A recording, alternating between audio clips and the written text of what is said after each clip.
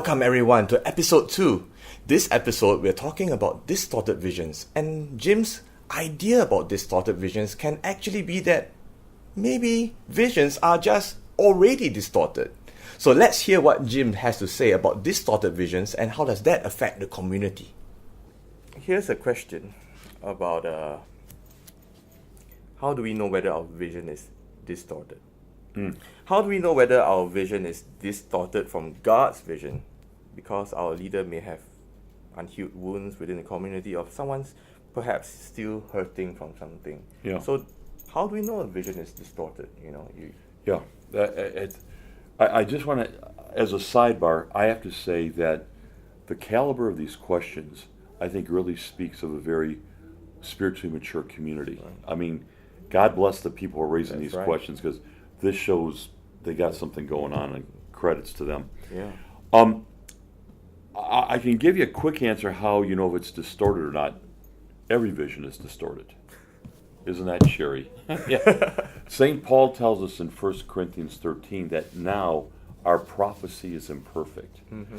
In other words, all of our visions, it's the divine God working through a flawed and sinful human being. Right. So you can almost bet money it's not exact. Sure. But it's a direction. Mm-hmm. And I find a lot of comfort from something Thomas Merton said, the Trappist monk, famous man of contemplation and prayer. And I'm paraphrasing here, but here's what Merton said. Just because you think you're doing God's will doesn't mean you're necessarily doing God's will. Right. But the fact that you're trying to do God's will is most certainly God's will. Now put that on a t-shirt and wear it. You know what I mean? It's like, what? But what Thomas Merton is saying to us is that, no, it's not going to be perfect. Mm-hmm. But at least if you're, to the best that you understand it, you're faithful to it as you understand it, that's the obedience and the faithfulness that God is looking for. I think we have more of a classic example in Francis of Assisi.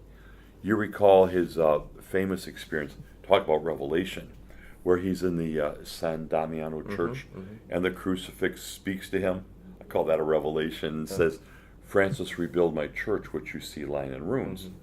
Francis, good-hearted man that he was, got up and went out and literally collected bricks and started repairing a nearby church that was broken down. Right. And his friends came and said, hey, what are you doing? I'm rebuilding a church. So they said, well, we'll help you. That it almost was like the start of the Franciscan order. Mm-hmm. A bunch of kids who didn't have it right, but were trying to follow God as best they understood. And eventually, over a course of time, not the next day, over a course of time, something began to clarify in Francis of what the true understanding of Repair My Church is, the full church, not a particular building. But I would maintain this, Charles. I believe that had Francis not obeyed imperfectly, he would not have been able to follow more perfectly. Right.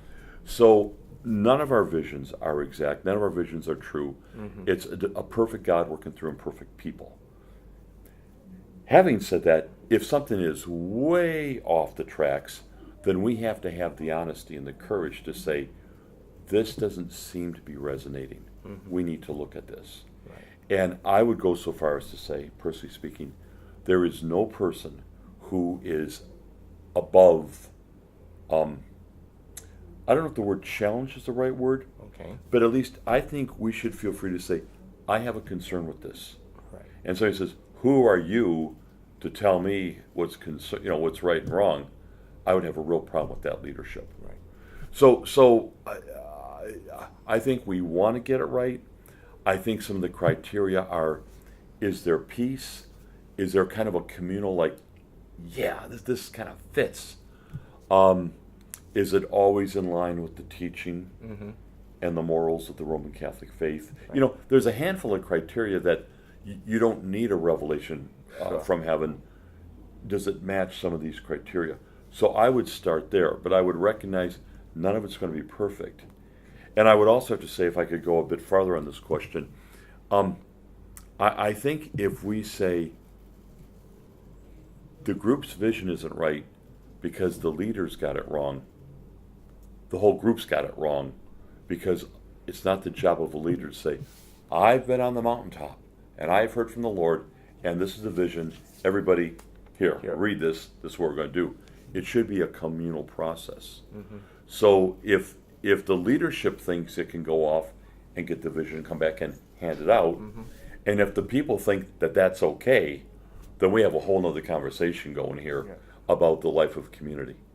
That's a very good point, because you're talking about the community taking a big step in the vision, because the vision doesn't just reside in the leader. In fact, that's right. If it's a communal vision, it should be shared by That's everybody. right. I think that's a very great point. And I would have to say too, along this point, one of the reasons that sometimes leaders say, it's so hard to get help, it's so hard to get these things done, is because the people never bought in on that vision.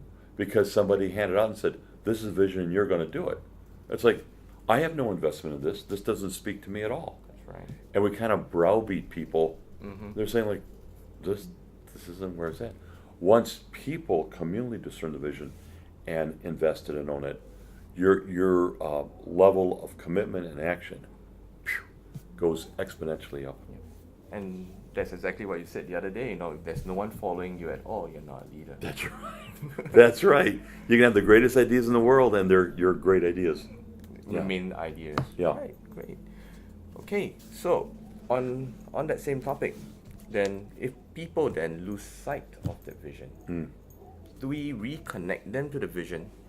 If we do that, then how do we do that? Or is it time then to let it go and let them go on in the journey? Yeah. Again, my just compliments for these extraordinary, profound questions.